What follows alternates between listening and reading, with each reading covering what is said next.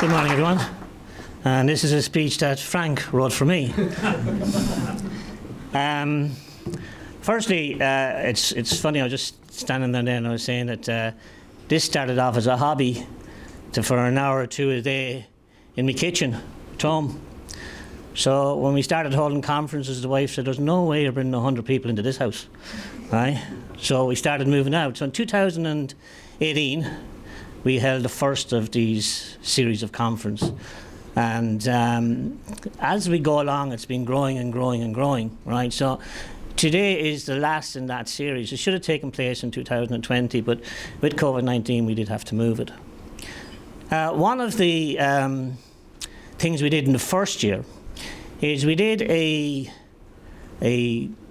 survey here in Ireland, and it showed up some interesting results. So there were just basic questions that we would have asked, like simple things like kind of one which sticks out an awful lot is what's the difference between a migrant, a refugee, and asylum seeker?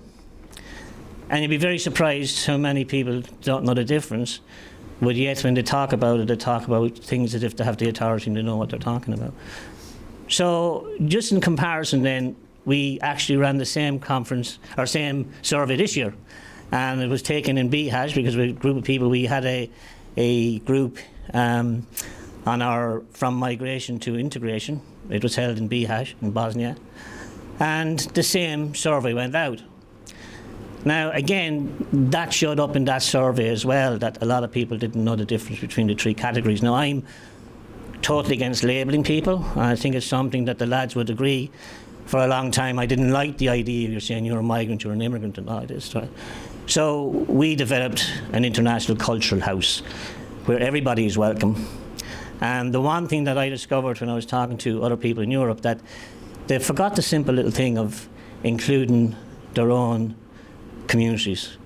That was very, very lacking, that they were all geared towards migrant, immigrant, refugee, right? So we here include that you must have your Irish communities. And that's why it's named an international cultural house, because Irish citizens are also an international culture, so it keeps us all together. But other things that showed up in the survey as well, and I was actually was talking to the CEO of KCLR about this morning, John Parcell, who's with us here today. And when we came here, and one of the questions was, does your crime rate increase in the community when migrants move in? And here in Ireland, it came in at around 20–25%. But oddly enough, in the European survey, it was up in the 30 to 35%. Right? And the same thing came when we started talking about, does drug use increase? So you see the perception people had, right? But then we kind of analysed it, and our inclusion officer, Stephen Mungvan, we had a look at it. And it turns out, when you think about it, Ireland is the end destination, right? So people are coming through Europe, so Europe are experiencing a different type of a society thing, because we say if something in Cali is completely different than something in Dublin. You know, so they were the little things that we spotted in it. But we'll say it's so important that we get the right terms for these things, and we don't label people, okay? And that's our ambition, is that we all just become one international culture, okay? And we were discussing it last night after dinner, because one of the things that, with the groups that are here from all over Europe, right, is that we should have a network where we all promote the exact same ideas, morals, but everyone holds their own autonomy. So the idea would be, why can't we have international culture houses where they're needed in Europe? So I think today will be very interesting conversations with the people that we've lined up. And there is a question and answer session involved as well.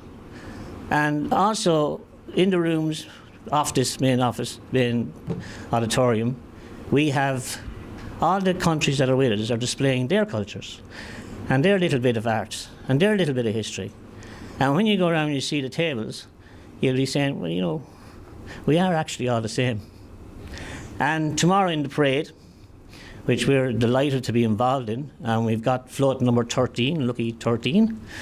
We will be all in the parade, and all the countries that are with us will be using their national flag with us, and it's a strong show of solidarity right across the globe. And again, as we said at the very beginning, it's our sign that communities are stronger together. And I really hope you enjoy the day. And if anyone wants to meet up later on and ask me any questions about our ideas or anything like that, feel welcome just to pop over. Thank you very much.